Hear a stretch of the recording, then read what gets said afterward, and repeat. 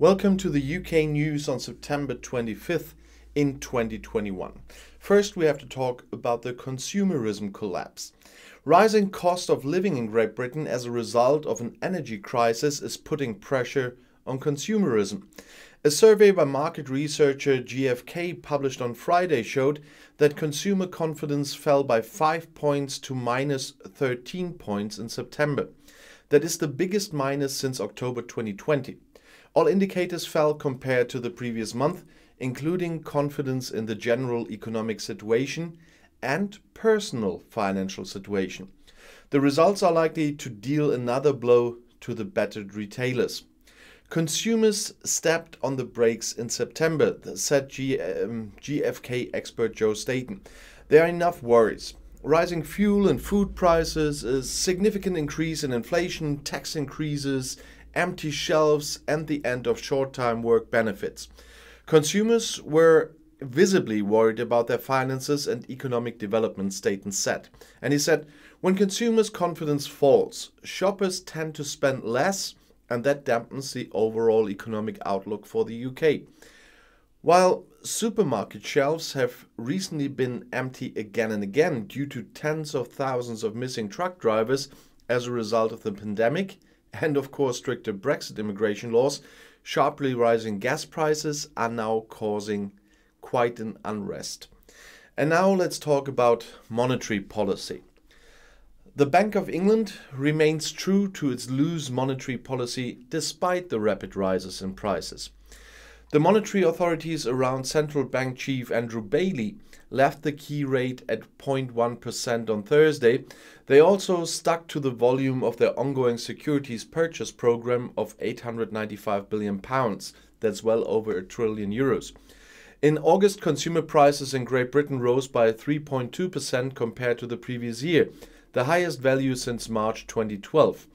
Inflation is now well above the central bank's target, which is aiming for a 2% increase as the ideal value for the economy. However, the central bank is assuming a temporary increase. The prices are driven, among other things, by the recovery after the strong economic slump in the corona crisis and delivery bottlenecks. These are increasingly affecting the economy, as can be seen from the Market Institute's Purchasing Managers Index. Although it continued to grow in August, the momentum has been decreasing continuously for months. The US Federal Reserve recently signaled that it was considering a rate hike in 2022. The monetary authorities in London have now said that since the last interest rate meeting, the arguments for a moderate tightening of their monetary policy with a view to the forecast horizon have intensified. On the British futures market, the possibility of interest rates hike of 15 base points by February 2022 is now estimated at a little more than 80%. And with all this stuff, we have to talk about something people here call the winter of suffering. Higher gas bills and less groceries. Hundreds of thousands of UK consumers face an expensive and difficult winter. The lights will not go out, said Economics Minister Kwasi Kwarteng confidently. But it's also clear that millions of people will soon feel the acute energy crisis in their wallets. The newspaper Daily Mail fears a winter of suffering. Commentators are already warning of a return to the 1970s with electricity shortages and strikes. Kwarteng admitted that some families would soon be faced with a choice between heating and eating. The alarm mood in the industry is quite big. The largest retail chain, Tesco, is already warning of panic buying, which could be far worse than at the beginning of the corona pandemic. The country's food supply is on a knife edge, wrote the head of the National Farmers Union, Minette Batters, in a letter to Prime Minister Boris Johnson, signed by several food associations.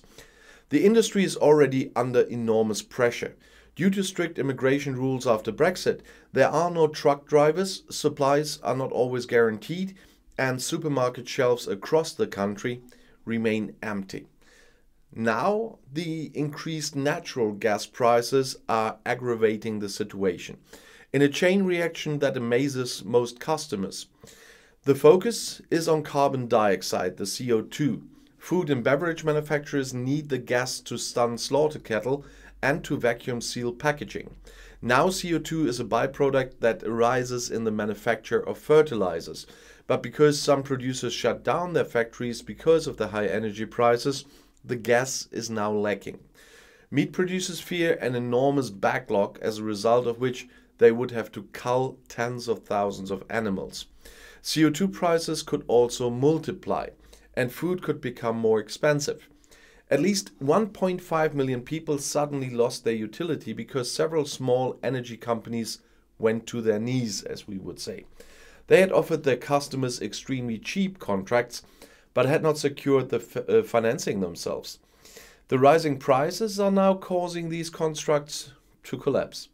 The Conservative government, which has always relied on market regulation, has already made it clear that it will not distribute any loans, although they're giving money to the CO2. I talked about this yesterday. With the new providers, however, the energy costs are several £100 higher a year. This hits poorer people especially hard, because the government is now cancelling a social benefit introduced because of the pandemic. So far, Prime Minister Johnson, who once as the big Brexit spokesman had announced significantly lower energy prices after leaving the EU, has been still very relaxed. It's a global problem. The industry is currently recovering from the consequences of a corona pandemic. It's as if everyone turns on the kettle at the end of a TV show, Johnson said recently, but he doesn't say that it looks much less worse in other places. But now the government has to admit that costs are unlikely to fall again anytime soon. Rather, it's preparing for another month-long price increase, the worst-case scenario, as Secretary of State for Economic Affairs Paul Scully said on Sky News. This in turn could lead to inflation, which had recently shot from 2 to 3.2% and will rise even further, according to the Industrial Association CBI. According to a recent survey by the market researcher GfK I talked about earlier, consumer confidence fell significantly in September. And mindful of the dangers, the government intervened and helped the most important CO2 producer with tax money, as I talked about it yesterday. The industry takes a deep breath and yet remains skeptical. This loan is only for 3 weeks, said Richard Walker of the Iceland supermarket chain. What happens after that, and what happens when the gas prices rises next? A broader, more diverse and more sustainable energy mix is necessary, stressed Walker. So far, almost half of the UK has relied on gas, but the storage facilities are significantly emptier than in the EU. There are also fewer storage facilities, and since Brexit, there has been no security from the European energy market because the British didn't want to stay in it. And another point is the gas station closure. Due to the enormous shortage of truck drivers, the energy giant BP shares in the UK are now forced to close some gas stations. We have problems with the fuel supply at some of our locations and can therefore unfortunately temporarily not operate a handful of locations due to a lack of both unleaded gasoline and diesel, said a BP spokesman to the ITV broadcaster. According to this, there is sufficient fuel overall, but the group has problems getting it to the filling stations. Most locations would then receive no delivery for around 1.5 weeks. No, 1.5 days a week. That's the point. Motorway rest areas should be given priority. But the government expressed concern. According to the Road Haulage Association, there is a shortage of at least 100,000 truck drivers in the UK. The reasons, as I so many times stated it, are the consequences of the corona pandemic, a lack of offspring, and tough immigration rules after Brexit. As a result, supermarket shelves have remained empty for weeks. Other industries are also suffering from a severe shortage of skilled workers. As ITV reported on Thursday, BP informed the government of the problems days ago. The situation was bad, very bad, said the responsible BP manager Hannah Hofer at a meeting with government officials. Hofer stated that the group only had 2/3 of the normal tank inventory, which is necessary for smooth operation, and that this figure is declining very quickly. Therefore, the company is preparing to restrict deliveries very soon. And another topic is prohibited substances. In the fight against the record number of drug deaths, Scotland is now relying on impunity even with hard drugs such as heroin, cocaine and crystal meth, as the Scottish Attorney General Dorothy Bain told MPs in Edinburgh. They're called MSPs, right? She stressed that drug trafficking was still a criminal offence. The opposition Conservative Party criticized the measure, leading to decriminalization, as reported by the BBC. In 2020, 1,339 people in Scotland died as a result of their drug use, the highest number since records began 25 years ago. In the first half of 2021, there were 722. With 21 drug deaths per 100,000 inhabitants in the previous year, Scotland has the most devastating rate in Europe. It's also 3.5 times higher than the overall UK average. Attorney General Bain denied criticism.